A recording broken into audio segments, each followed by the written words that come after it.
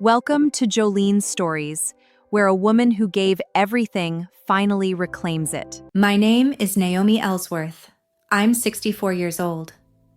On a Tuesday morning in March, I stood in the doorway of my own pharmacy in Covington, Kentucky, and I could not recognize it. The shelves behind the counter where I had stocked medications for 31 years were bare, not sparse, not low, bare. White laminate showing through where boxes of metformin and lisinopril and amoxicillin should have been stacked 3 deep. My safe was open. My DEA logbook was on the counter with entries I did not write, and taped to the front window facing the street was a for sale sign with a realtor's name I had never contacted. 3 days earlier, I had been in a medically induced coma, and while I was unconscious, my daughter, my only living family, sold everything I had built. What I found on my own laptop that night changed everything I believed about my daughter. But I need to go back further than that Tuesday morning. I need to go back to the moment I let her in. Welcome back to this channel. The stories we tell here are about the people who survive the ones they love most. If you have ever woken up to find that the person you trusted completely used your vulnerability as their opportunity, this story is going to sit with you. Hit subscribe, leave a comment if this hits close to home, and stay with me. Because what Naomi builds from the wreckage is something you need to hear. To understand how I got to that doorway, you have to go back 11 years, to the year I lost my husband. Robert died of pancreatic cancer in 2013. We had been married 26 years. He was an accountant, quiet, methodical, the kind of man who balanced our checkbook every Sunday and never once raised his voice at me. When the diagnosis came, it moved fast. 8 weeks from the first scan to the funeral. I was 53 years old, standing in Floral Hills Cemetery in a black dress I had bought for someone else's service 2 years earlier, and I was completely alone. We never had more than Courtney, one child. She was 23 when her father died, already living in Nashville, already chasing a real estate license she would never quite use correctly. She came home for the funeral, stayed 4 days, and left on a Sunday morning with a box of her father's ties she said she wanted to remember him by. The pharmacy was already mine by then. I had opened Ellsworth Family Pharmacy in 2003, the year Courtney turned 13. Robert helped me with the books. I handled the prescriptions, the ordering, the DEA compliance, the relationships with 200 regular customers who trusted me with their insulin, their blood pressure medication, their children's antibiotics. 31 years as a licensed pharmacist. I knew those shelves the way a librarian knows her stacks. By touch, by position, by the weight of each box in my hand. After Robert died, the pharmacy became everything. Not in a sad way, in a necessary way. I had type 2 diabetes. I had a mortgage on the building where I lived upstairs and worked downstairs, and I had a profession I loved. I filled prescriptions at 7 in the morning and locked up at 6 in the evening. I ate dinner alone in the apartment above the shop, checking my blood sugar, watching the news, and falling asleep to the sound of the street below. It was a small life, but it was mine. Every dollar in the business account I had earned. Every relationship with every supplier I had built. Every DEA inspection I had passed cleanly for 3 decades. I hired Valerie Odom as my pharmacy technician in 2017. She was 41 then, a single mother with a certificate from Gateway Community College and the kind of quiet competence that made my mornings easier. She opened the store when I had doctor's appointments. She knew the inventory system. She never called in sick. I thought of her as an employee. A good one, a reliable one, but an employee. I did not know yet that she would become the most important person in this story. Courtney's life in Nashville unraveled slowly. She got her real estate license but never closed more than a few deals a year. She dated men who seemed to arrive with plans and leave with her savings. She called me every few weeks, sometimes for money, sometimes for advice, usually for both. I sent checks. 2,000 here, 1,500 there. A mother provides. I told myself that. Then, in September of last year, Courtney called and asked if she could come home for a while. Things had not worked out in Nashville, she said. She needed to regroup. She had someone new, a boyfriend named Derek, and they just needed a few months to get on their feet. I said yes. Of course I said yes. She was my only child, my only family. The apartment above the pharmacy had 2 bedrooms, and one of them had been hers since she was 13 years old. They arrived on a Sunday afternoon in October. Derek Hollis was 38, tall, wore a polo shirt tucked into khakis like a man who wanted to look professional without having a profession. He carried their bags upstairs and immediately commented on the pharmacy below. How the building must be worth quite a bit. How independent pharmacies were rare these days.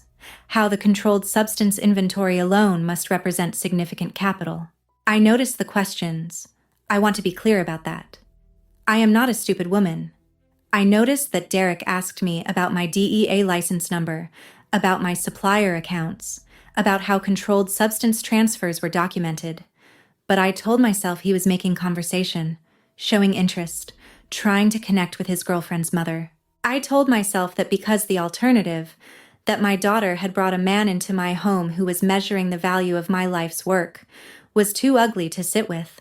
Within 2 weeks, Derek was behind the counter during business hours offering to help with inventory. I said no, firmly. He was not licensed, not trained, not authorized. But he watched. He asked Valerie questions when I was upstairs. He studied the rhythm of the pharmacy. When shipments arrived, when I did ordering, when the store was empty, when the safe was opened. Courtney, meanwhile, was warm. Warmer than she had been in years.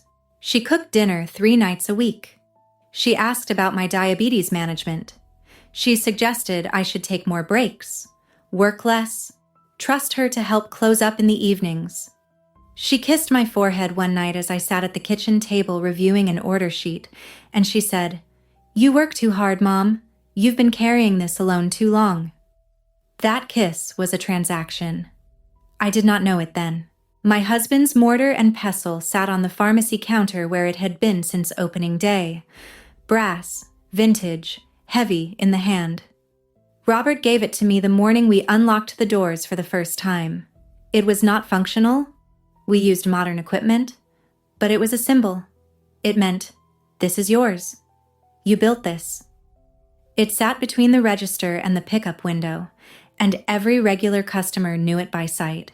In November, my health shifted.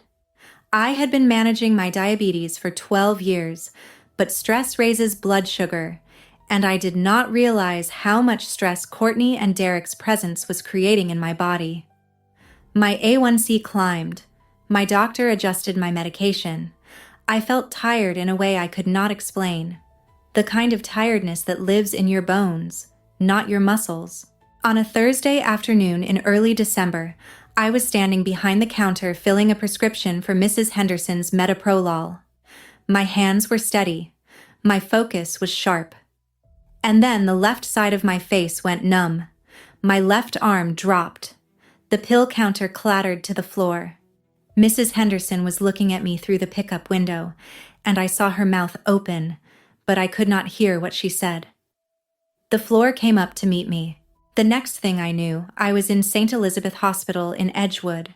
Fluorescent lights, the smell of industrial soap, a nurse whose name I could not hold in my mind. They told me I had suffered an ischemic stroke, moderate severity. They told me they were going to put me under to reduce brain swelling. They told me not to worry. Courtney was there. I remember her face above me, her hand on my arm. "I'll take care of everything, Mom. I'll close up the store. Don't worry about a thing." She took my keys. She took my laptop. She took the alarm code I had written on a sticky note in my purse because my memory had been unreliable since the diabetes medication change. I let her take all of it because she was my daughter and I was afraid, and I was about to disappear into chemical sleep. I was in the medically induced coma for 72 hours. What happened in those 72 hours is something I have reconstructed from documents, from Valerie's photographs, from bank records, and from the investigation that followed. I will tell it to you as I came to understand it, piece by piece, each revelation worse than the last. Within 6 hours of my hospitalization, Courtney and Derek were in the pharmacy.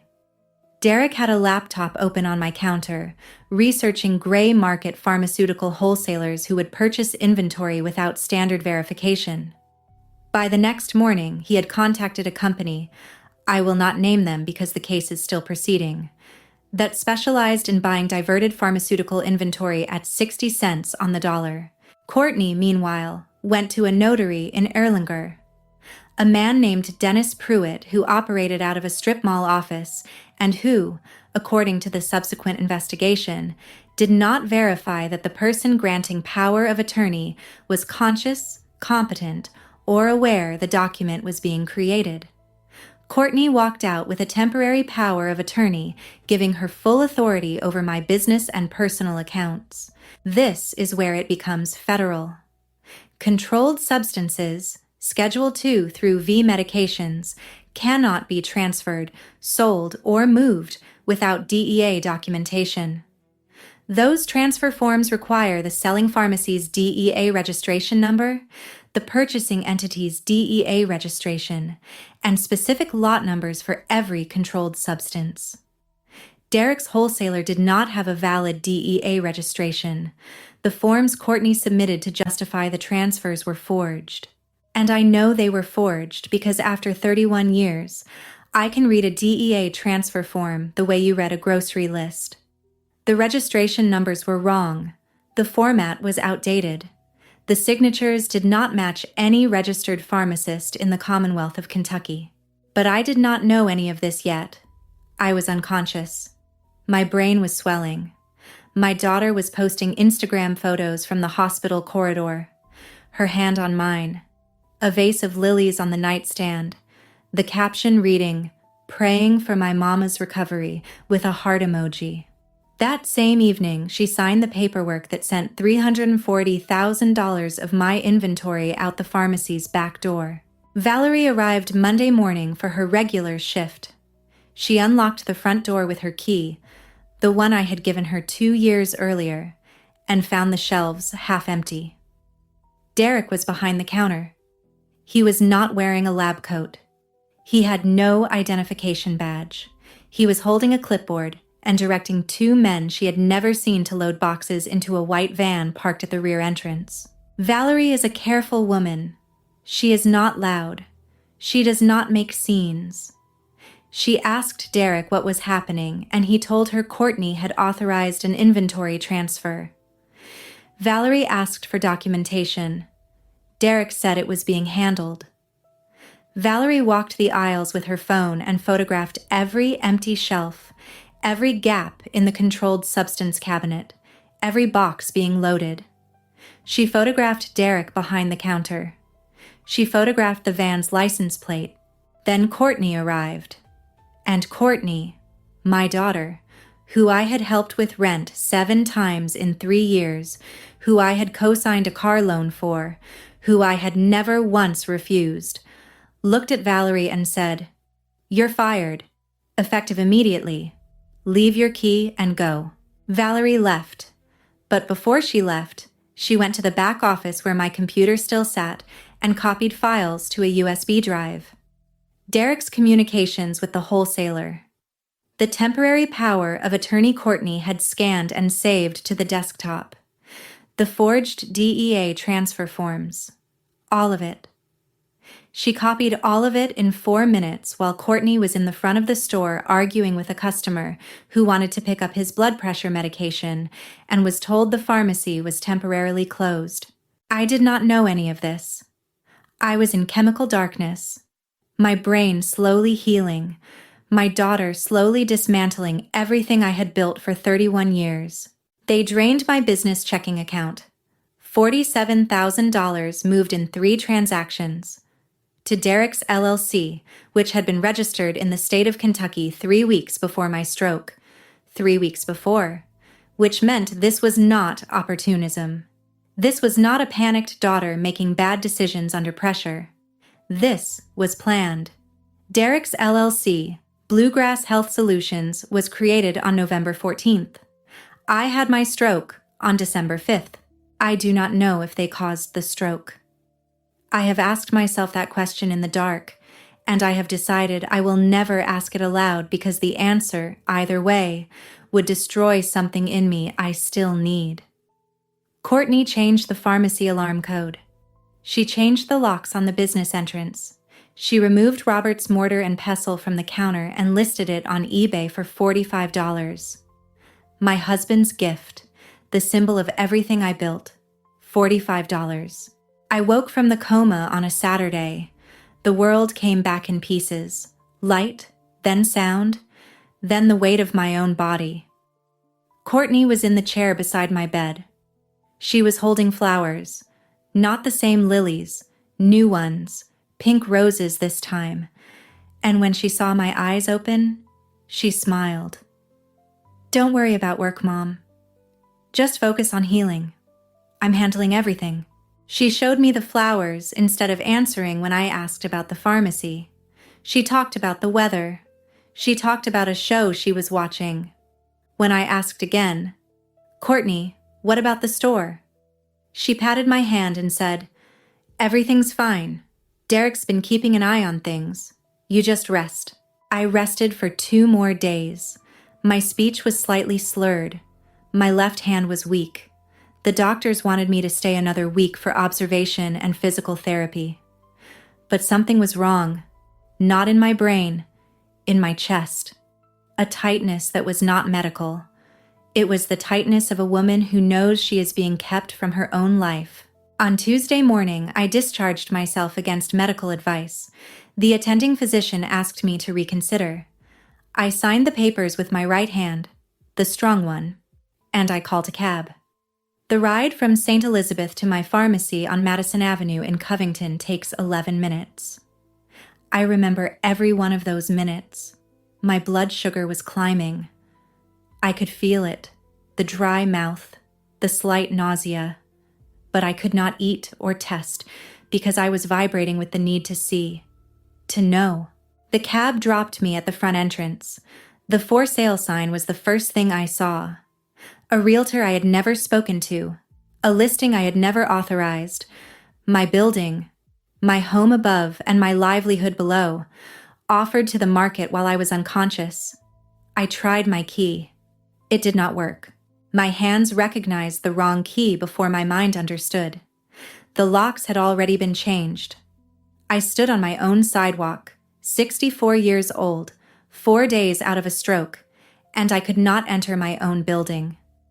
My blood sugar spiked to 290 the moment I saw the empty shelves through the window. My body knew the scale of it before I could count. I went around the back. The delivery entrance had a code panel. I entered my code. It was wrong. I entered it again. Wrong. She had changed it. My daughter had changed the code to my own pharmacy. I called Courtney. She did not answer. I called again. No answer. I sat on the concrete step behind my own building in 38-degree December air, and I called my daughter 6 times. She did not pick up. On the 7th call, she answered. "Mom, why aren't you at the hospital? Why can't I get into my pharmacy, Courtney?" Silence. Then, "Mom, you need to rest. You had a stroke. You shouldn't be." "Why are the shelves empty?" "We can talk about this later. Go back to the hospital." "Courtney, what did you do?" She hung up. I sat on that step for 10 minutes. My fingers were numb. Whether from the cold or the stroke or both, I could not tell. Then I called the only other person who had a key to my building, Valerie Odom. Valerie answered on the 2nd ring. "Naomi, are you out of the hospital?" "I'm sitting behind my pharmacy and I can't get in." Silence. Then, "I'm coming. Don't move."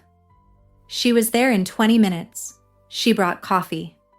I could not drink it because my blood sugar was already too high, but I held the cup for warmth. She also brought a USB drive in a plastic sandwich bag, and she told me everything. That night, After a locksmith let me into my own building through the delivery entrance because the front lock was a different brand than I had ever installed, I sat in my emptied pharmacy at midnight. The shelves were bare. The safe was open and empty. The DEA logbook on the counter was filled with entries in handwriting I did not recognize. Entries documenting transfers that never should have happened. The spot where Robert's mortar and pestle had sat for 21 years was empty, dust rings showing where it had been. I sat in my pharmacist's chair, the one I'd had since 2003, the one that still smelled faintly of the leather conditioner Robert used to use on his briefcase. And I said it aloud to the empty store. I spent 31 years filling prescriptions that kept strangers alive, and my own daughter couldn't wait for me to wake up before she sold it all. I said it to no one. To the dark, to the stripped shelves and the silence. And then I stopped feeling. I stopped grieving. I stopped being a mother for a moment, and I became what I had always been underneath, a pharmacist. A woman who reads documentation for a living. A woman who has passed 31 consecutive DEA inspections without a single discrepancy. A woman who knows controlled substance law the way a surgeon knows anatomy. I opened my laptop. They had not wiped it. They had used it. Derek's email was still logged in on the browser. The temporary power of attorney was saved to the desktop. The communications with the wholesaler were in a folder called Inventory Transfer. They did not even hide it. They did not think I would look. They did not think I would wake up sharp. I read every document in 2 hours. I identified the forged DEA registration numbers in the first 10 minutes. They had used a format that was phased out in 2019. I identified the fake wholesaler license by cross-referencing it with the National Association of Boards of Pharmacy database. I found the checks written to Bluegrass Health Solutions. I found the LLC registration showing it was created 3 weeks before my stroke. Something shifted in me that night. Not a feeling, an absence. The mother in me went quiet, and what remained was the woman who had survived widowhood, built a business alone, managed a chronic illness alone, and did not need anyone's permission to protect what was hers. I did not confront Courtney. I need you to understand that. I never confronted her. I never called her screaming. I never sent an angry text. I simply began to build the architecture of her consequences. The next morning, Wednesday, I made 3 phone calls. The first was to the Kentucky Board of Pharmacy. I identified myself by license number, explained the situation with clinical precision, and filed a formal complaint regarding unauthorized pharmaceutical transfers and the presence of an unlicensed individual behind my pharmacy counter. The second was to the DEA field office in Louisville. I spoke with an agent named Marcus Webb. I told him I had evidence of forged DEA transfer documentation, unauthorized controlled substance distribution, and a potentially fraudulent wholesale entity. He asked me to send what I had.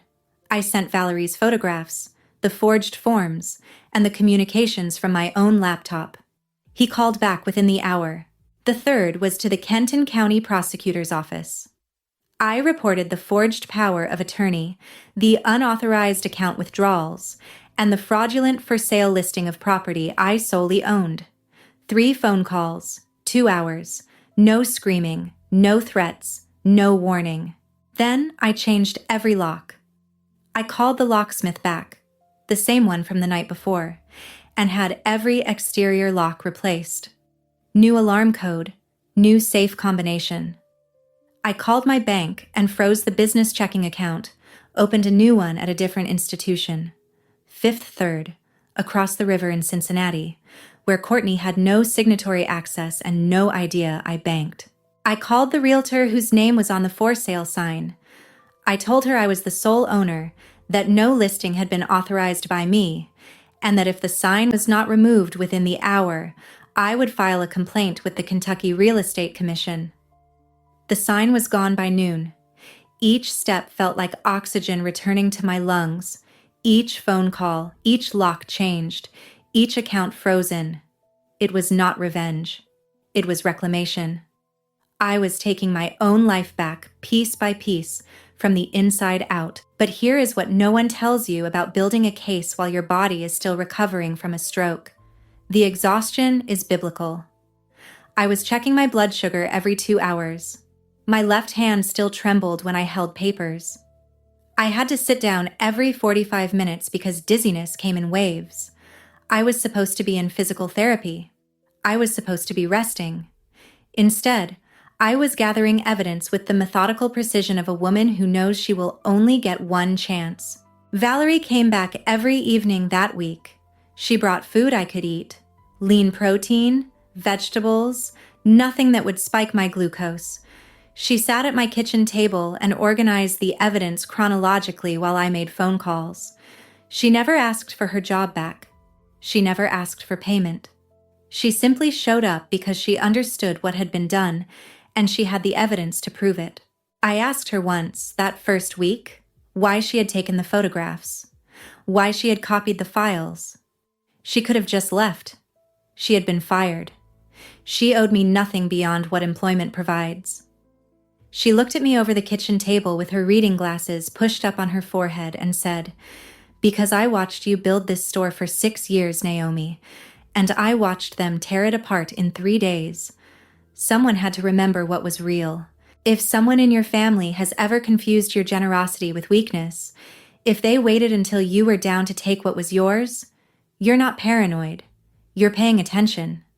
Tell me in the comments, when did you first realize the person taking from you wasn't going to stop on their own?" The DEA investigation moved faster than I expected. Agent Webb called me Thursday to confirm that the wholesaler Derek had used, the one that bought my $340,000 inventory at 60 cents on the dollar, had no valid DEA registration. The company was a front. It had been flagged in 2 other states for purchasing diverted pharmaceuticals. My inventory had been sold into a black market pipeline, and the controlled substances, the Schedule IIs, the oxycodone, the Adderall, the fentanyl patches, were now in the wind. This was not a family dispute anymore. This was federal. I had a DEA-controlled substance audit scheduled for my pharmacy in 6 weeks. It had been on the calendar since September, a routine inspection that happens every 3 years. If I could not account for my controlled substance inventory at that audit, my license would be automatically revoked. 31 years of clean record, gone. Not because of what I did, but because of what was done to me while I was unconscious. That ticking clock drove everything. I had 6 weeks to document what was taken, who took it, where it went, and prove, irrefutably, that I had no knowledge or involvement. Every day mattered. Every piece of evidence mattered. The case I was building was not about punishing Courtney.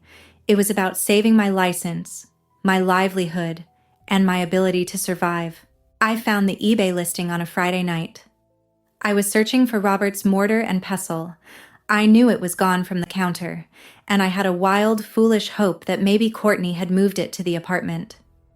I searched the listing sites first, and there it was. Vintage brass mortar and pestle, decorative pharmacy item, $45. $45. Robert's gift. 21 years on my counter. $45. The listing had 3 bids. I created a new eBay account with a name that was not mine, and I placed the winning bid. $52 and shipping. I bought my own husband's gift back from my own daughter's theft. The package arrived the following Tuesday. I unwrapped it at the kitchen table, and the weight of it in my hands, the cool brass, the worn rim of the mortar where my thumb had rested 10,000 times, broke something open in my chest that I had been holding sealed since that midnight in the empty pharmacy. I cried, not for long, but completely. I put it in a drawer. I was not ready to put it back yet. Not until the pharmacy was mine again. Fully, legally, completely. The almost caught moment came on a Saturday afternoon. 2 weeks into my evidence gathering, Courtney showed up at the apartment. She had a key to the upstairs. I had changed the pharmacy locks but had not yet changed the apartment locks because I had not thought she would come. I was at the kitchen table with Valerie. The USB drive was plugged into my laptop. Documents were spread across the table. Bank statements, DEA forms, the forged power of attorney printed out and highlighted. Valerie had her own notes in a legal pad. The sound of the key in the apartment door. Both of us froze. Valerie moved first. She swept the papers into a folder, slid it under the placemat. I closed the laptop. By the time Courtney walked in, we were sitting with cups of tea and a plate of crackers between us, looking like two women having a casual afternoon visit. "Mom?" Courtney stood in the kitchen doorway, holding a casserole dish. "I brought you dinner. You need to eat better." Her eyes moved to Valerie. Her expression tightened. "What are you doing here?" "Visiting," I said. My voice was level. My heart was running at 140. I could feel my blood pressure in my temples. "She doesn't work for you anymore, Mom. She was let go. She's my friend, Courtney. She's visiting." Courtney set the casserole on the counter. Her eyes swept the table, the mugs, the crackers, the closed laptop, the placemat with the folder barely concealed beneath it. "What were you working on?" "Crossword," I said. "The Sunday Times. We were stuck on 42 across." She looked at me. I looked at her. For a moment, just a moment, I saw something in her eyes that might have been suspicion. But I am 64 years old, recovering from a stroke, sitting with a former employee doing a crossword puzzle. What threat could I possibly be?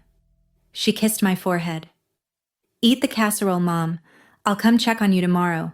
She left. The door closed. Valerie and I did not speak for 60 seconds. We sat in the silence of the close call, listening to Courtney's footsteps descend the stairs, listening to the street door open and shut. "We need to change the apartment locks," Valerie said. "Tomorrow morning," I said. That night, I could not sleep. Not from fear. From the cognitive weight of it, the performance of normalcy. The mother who loves her daughter, receiving a casserole from the daughter who robbed her, while the evidence of the robbery sits 3 inches from the casserole dish.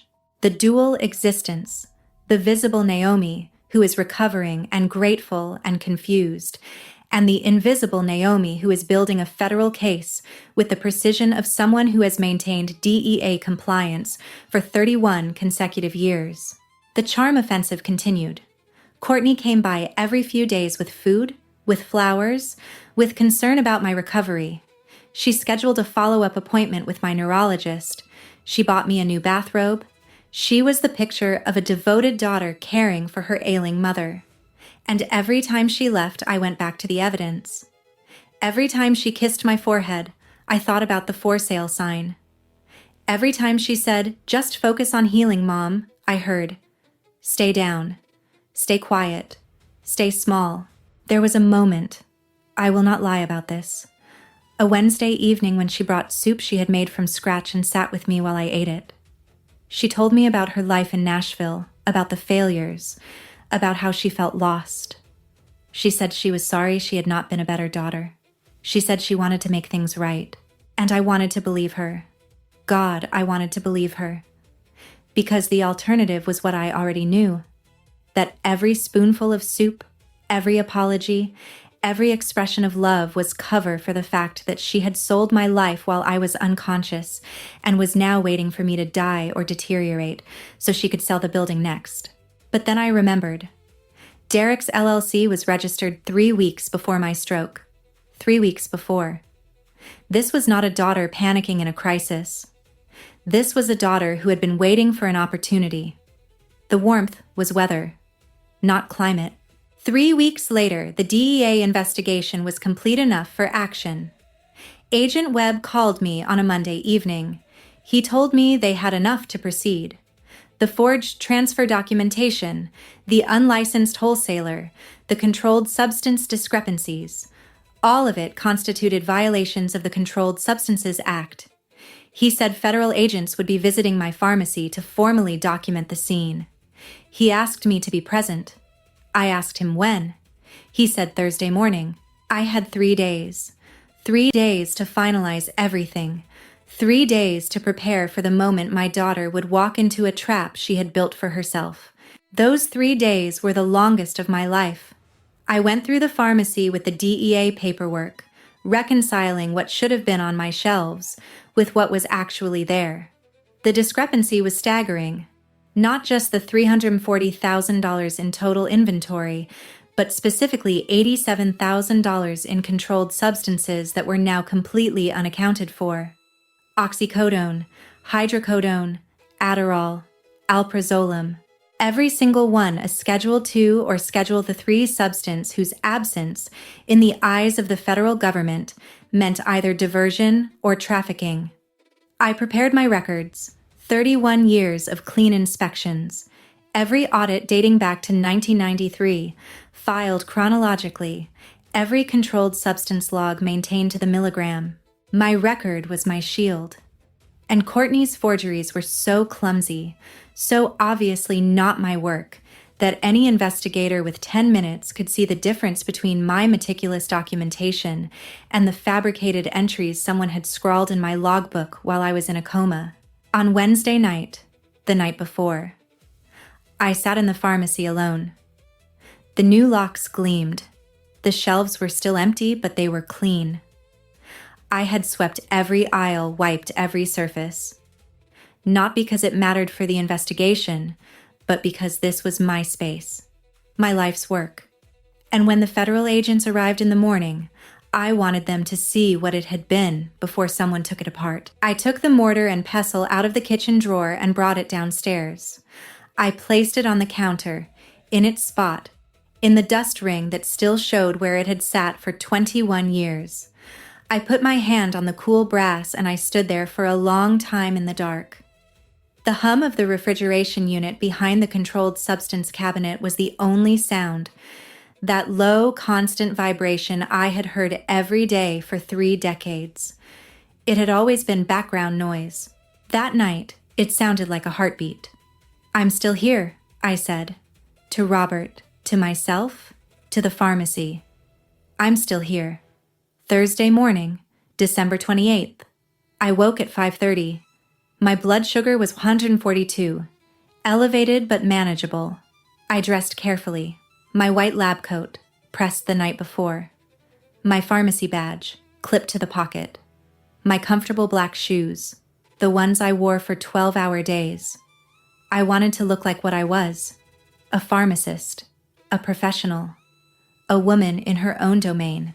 I stood in front of the bathroom mirror and buttoned the lab coat slowly, one button at a time. My left hand was still weaker. The third button took 2 attempts, but I buttoned it myself. I clipped the badge straight. I looked at the woman in the mirror, and I recognized her. Not the stroke patient, not the abandoned mother, the pharmacist, the one who had been there all along, underneath everything they tried to take. At 7:15, 2 vehicles pulled into the parking lot behind the pharmacy. One was a dark sedan, Agent Webb and his partner. The other was a white van with federal plates. They came to the back entrance. I let them in with my new key. The deadbolt turned smoothly. The locksmith had done good work, and the sound of that bolt retracting was the cleanest sound I had heard in weeks. Agent Webb was younger than his voice on the phone had suggested. Maybe 40. Polite, careful, the kind of man who asks permission before touching anything. He shook my hand, and his grip was firm but not performative. His partner, a woman named Agent Torres, photographed the empty controlled substance cabinet while Webb documented the chain of custody for the evidence I had already provided. Torres worked in silence, her camera shutter clicking in a steady rhythm that reminded me of the pill counter I had used for 31 years, mechanical, precise, each click recording something that could not be undone. They were thorough. They moved through my pharmacy with the same attention I gave to inventory counts, methodical, noting everything, asking questions I had answers to because I had been preparing those answers for 3 weeks. Webb paused at the DEA logbook, still open on the counter. He studied the fabricated entries without touching the pages. I watched his eyes move across the handwriting, the uneven slant, the inconsistent pressure, the registration numbers written in a format that anyone with current DEA training would have recognized as obsolete. He looked up at me. He did not need to say it. The forgery was obvious to both of us. At 8:45, they were done with the interior documentation.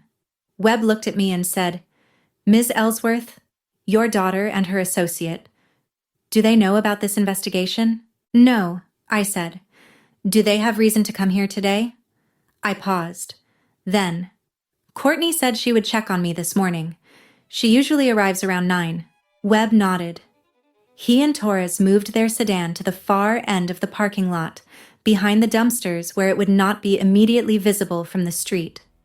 They sealed the pharmacy's front entrance with federal investigation tape, bright yellow with black lettering that caught the weak December sunlight.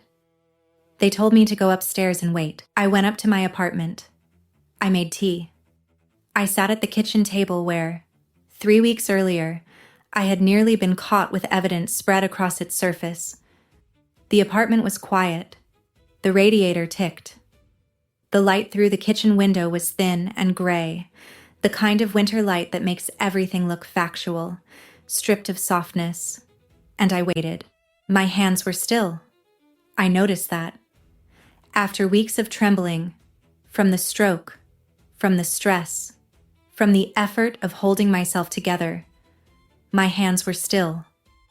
I set them flat on the table and they did not shake. I had done everything I could do. The rest belonged to the process I had set in motion. At 9:12, I heard a car door below. Courtney's voice. She was on the phone, laughing at something. The laugh traveled up through the floorboards and the walls the way sounds always traveled in this building. I had heard Robert's cough from the pharmacy counter. I had heard Courtney's teenage music from the bedroom. Now I heard my daughter laughing, 12 seconds before the end of the life she had built on what she stole from me. Then Derek's voice, lower, harder to make out. 2 car doors, footsteps on the sidewalk, moving toward the pharmacy's front entrance. Then silence. A silence that lasted 7 or 8 seconds, long enough for 2 people to read yellow tape. Then Courtney's voice again, louder. What the hell? She had seen the tape.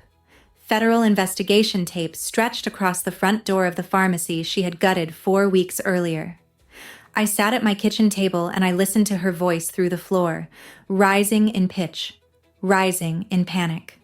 I could hear the specific register of her fear, higher than her normal speaking voice, thinner, the way it sounded when she was 16, and I caught her sneaking back in after curfew.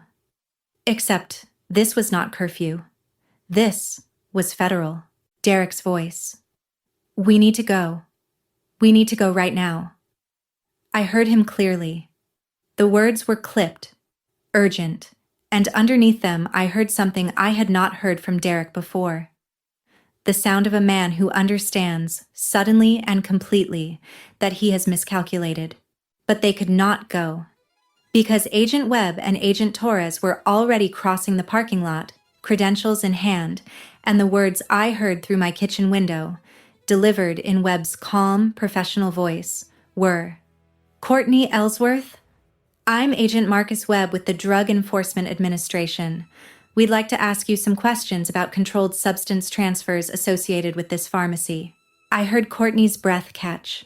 Even through the window, even through the distance, I heard it. A sharp inhalation, the kind your body makes before it decides whether to speak or run. She did not run. She stood on the sidewalk outside the pharmacy she had emptied in the December cold, and she did not run. Derek tried. I heard his shoes on the concrete, 2 quick steps, the start of a turn. Then Webb's partner. "Sir, I'd recommend you stay where you are."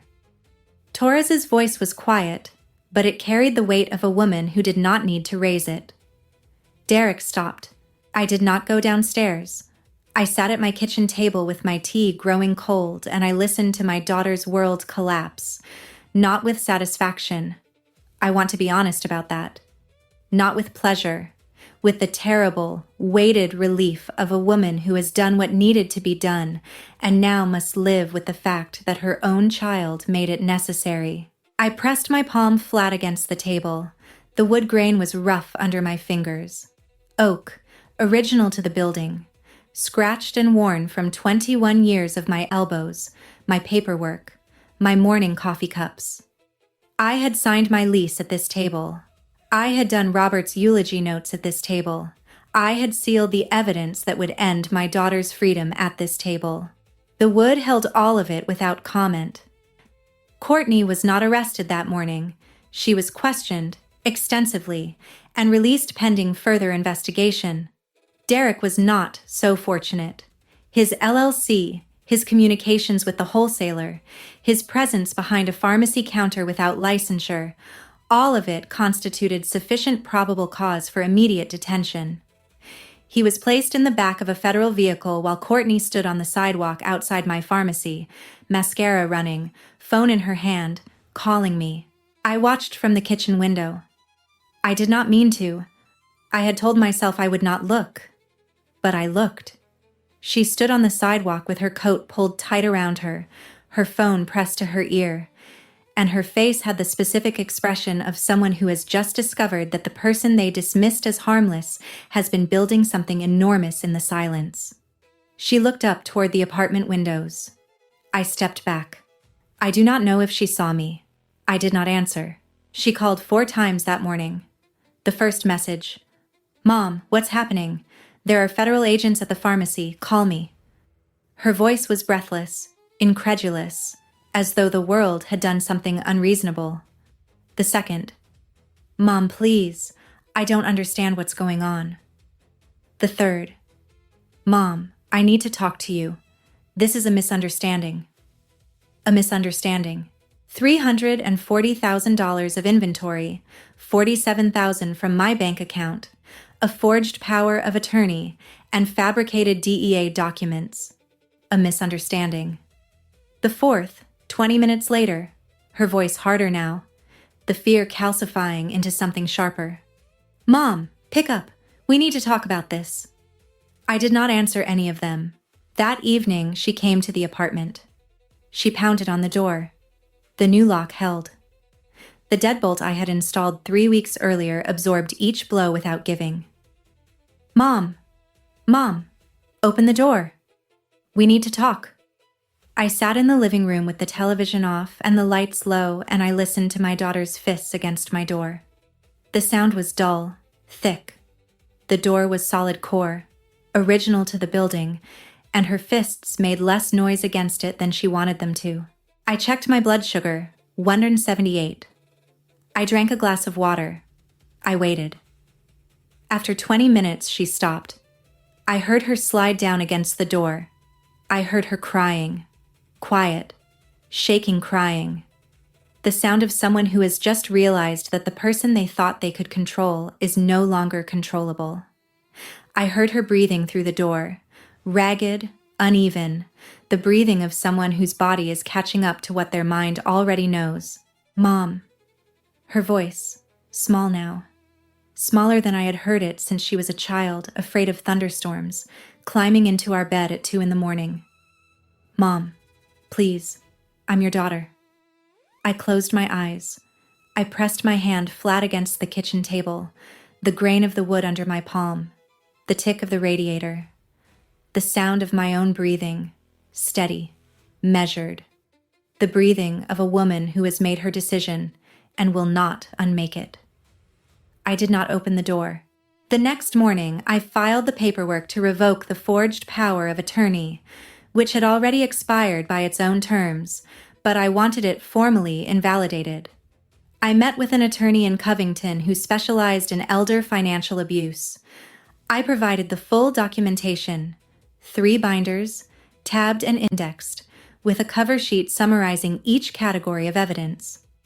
She looked at me over her desk with an expression I will not forget, admiration and sadness in equal measure, and said, "Ms. Ellsworth, you have one of the most complete evidence packages I have ever seen in a case like this.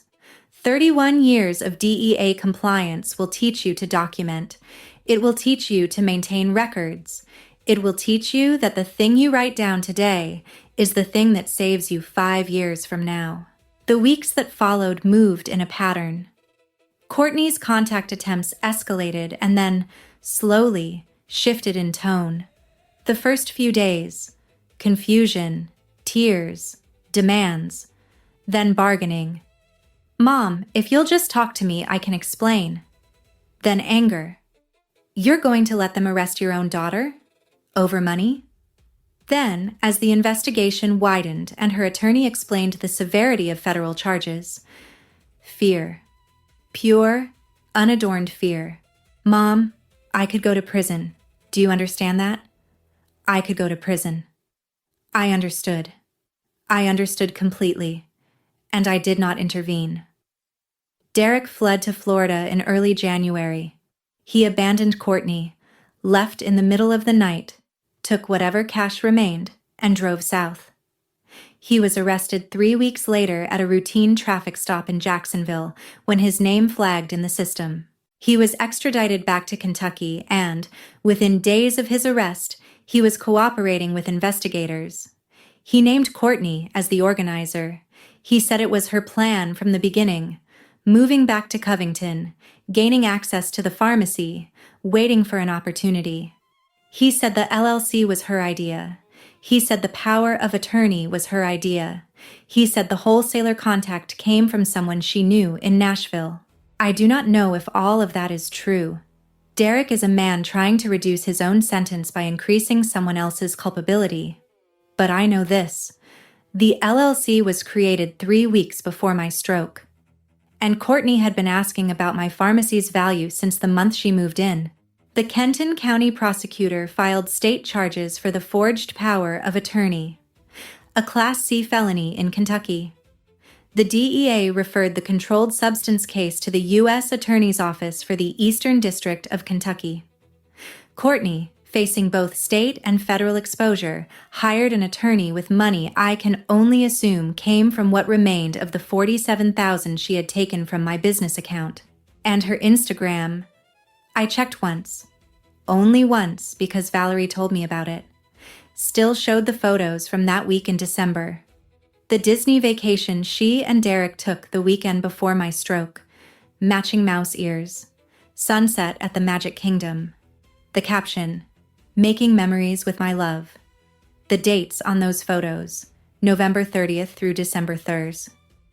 I had my stroke on December 5th. They came home from Disney World and waited. I stopped checking after that. Some knowledge does not help. In the quiet weeks of January and February, while the legal process moved at its own pace, I rebuilt. Not the pharmacy. Not yet. That would take time and money and a successful DEA audit. But I rebuilt my daily life, the shape of my mornings, the architecture of my solitude. I woke at 6. I tested my blood sugar. I made coffee, decaf now, per my neurologist's recommendation. I took my medications, metformin, lisinopril, baby aspirin. I sat at the kitchen table and watched the light come through the window above the street, and there was no one in the apartment who was measuring what I had. No one asking about accounts. No one kissing my forehead while calculating the value of my shelves. The silence of those mornings was the first real peace I had felt since October. Not happiness. I was too deep in grief for happiness. But peace. The absence of being watched. The absence of performing compliance with a daughter who had already decided to take what was mine. The absence of danger in my own home. My body started to release things I did not know it was holding.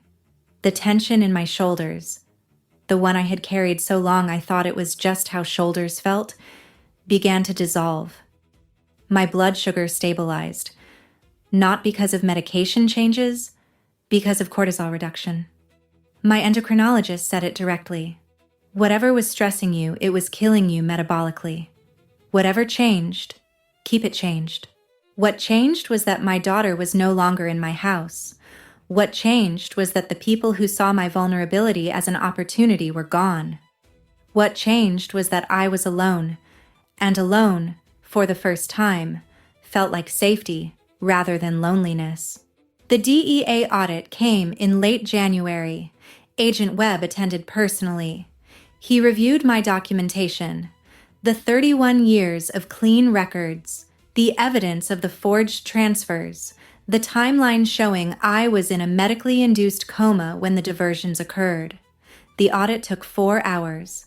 At the end, Webb shook my hand and said, "Your license is intact, Ms. Ellsworth. No adverse action." I sat in my pharmacist's chair after he left, and I put my hand on the mortar and pestle, and I wept. Not from sadness, from the sheer physical release of knowing that the thing I had spent my life building had survived what was done to it. The brass was warm from the overhead lights, warm the way it always was by mid-afternoon, when the sun came through the front windows and heated the counter. I held it until my hands stopped shaking. I held it until the warmth became mine again. The insurance claim took longer. Pharmacy inventory insurance is complex. There are exclusions, investigations, adjustments. But my policy covered theft and diversion by third parties, and the documentation I provided was, as my attorney said, airtight. The recovery came in at $267,000, not the full $340,000, but enough, combined with an SBA disaster loan, to restock. I placed orders in February. Slowly at first, my operating capital was limited, and I was conservative with controlled substances because the scrutiny on my pharmacy would be intense for years. But by early March, boxes were arriving at the back entrance again. I stocked shelves with my own hands, my left hand still slightly weaker than my right, but steady enough to place a box of metformin in its designated spot. Steady enough. Each box I placed felt like a word in a sentence I was rewriting. The amoxicillin went where it had always gone. Second shelf, third position from the left. The lisinopril beside it. My hands remembered where everything belonged even when the shelves had been empty for months. I hired Valerie back, not as my technician, as my assistant manager. A title she had earned with a USB drive and a legal pad, and the willingness to show up at a former employer's door when showing up was the harder choice. The morning we reopened, a Monday in mid-March, Valerie and I stood behind the counter at 6:45, 15 minutes before the doors opened. The shelves were not full, maybe 60% capacity, but they were stocked. The DEA logbook was fresh, new pages, my handwriting, every entry mine. The mortar and pestle sat in its spot between the register and the pickup window. The new DEA license hung framed on the wall behind the counter, and beside it, this was Valerie's idea, a framed photo of her first day as assistant manager. Both of us in lab coats. Both of us with the specific pride of women who have survived something. The fluorescent lights hummed the way they always had. The floor was clean. I had mopped it myself the night before, the way I had mopped it every Sunday night for 21 years. The smell was right. The faint antiseptic sharpness of a working pharmacy, the plastic and cardboard scent of new stock, the ghost of coffee from the pot Valerie had already started in the back. It smelled like mine. Mrs. Henderson was our first customer. She came for her metoprolol refill, the same prescription I had been filling when I had the stroke 4 months earlier. She walked in at 7 sharp, the way she always did, her purse over her left arm, her insurance card already in her hand. She looked at me across the pickup window and she said, "Welcome back, Naomi." And I said, "Thank you, Roberta. I'm not going anywhere." She reached through the window and squeezed my hand. Her grip was dry and firm, the grip of a woman in her 70s who does not waste gestures on things she does not mean. Neither of us said anything else. We did not need to. Courtney's case is still pending. The federal charges, conspiracy to distribute controlled substances, pharmaceutical fraud, carries significant prison time. Her state charges for the forged power of attorney are being handled separately. I have not spoken to her since the night she pounded on my apartment door. Her attorney has contacted my attorney twice to explore whether I would provide a statement of leniency. I have not responded. I do not hate my daughter. I want to be clear about that. Hate requires an intimacy I no longer have with her. What I feel is the specific, weighted absence of a relationship that was never what I believed it was. I grieve the daughter I thought I had. I do not miss the one who actually existed. 6 months after the pharmacy reopened, I did something I had never done in 31 years of practice. I took a vacation. 4 days in Savannah, Georgia. Alone. No one to call. No one to rescue. No one who needed me to be smaller than I am. I sat on a bench on River Street with a plate of shrimp from a place a hotel clerk recommended, and I watched the water move under the bridges.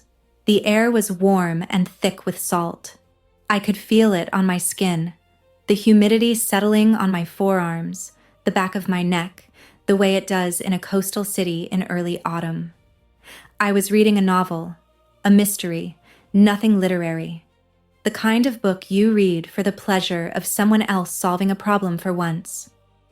My blood sugar was 134. My phone was in my purse, on silent, and no one was calling.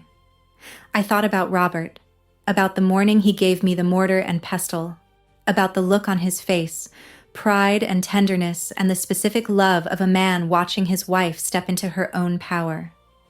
I thought about what he would say about all of this. The stroke, the theft, the investigation, the rebuild. I think he would say what he always said when I solved a complicated insurance problem or navigated a difficult patient interaction. You're a pharmacist, Naomi. You figure things out. That's what you do. I ate my shrimp. I read my book. I watched the river. And I breathed. The specific, full, unobstructed breath of a woman who has no one to perform for, no one to protect herself from, no one between her and her own life. I used to think family meant you owed them access to everything you were. I was wrong. Family is not a master key. Love does not require leaving yourself unlocked. And I used to think that being needed was the same as being valued, that filling prescriptions, sending checks, opening my home, saying yes, that these acts of giving meant I was loved. They did not. They meant I was useful. The difference between those two things is the distance between a life that drains you and a life that is yours. If you stayed through this entire story, if you felt the weight of those empty shelves, the cold of that December sidewalk, the silence of a daughter pounding on a door that would not open, then you already know what this is about. It is about the moment you stop being available to the people who only want you accessible. It is about the quiet, terrible, necessary act of choosing yourself when the person taking from you shares your blood. This story has been told. 1 brass mortar and pestle bought back for $52. 1 USB drive in a plastic sandwich bag, and 1 locked door that stayed locked. If you have ever had to choose between being a good parent and being a surviving one, if you have ever realized that the hand reaching for yours was reaching past you to what was in your pocket, tell me. Drop it in the comments. You do not have to use names. You just have to tell the truth. Subscribe if these stories find you. I will be here next time with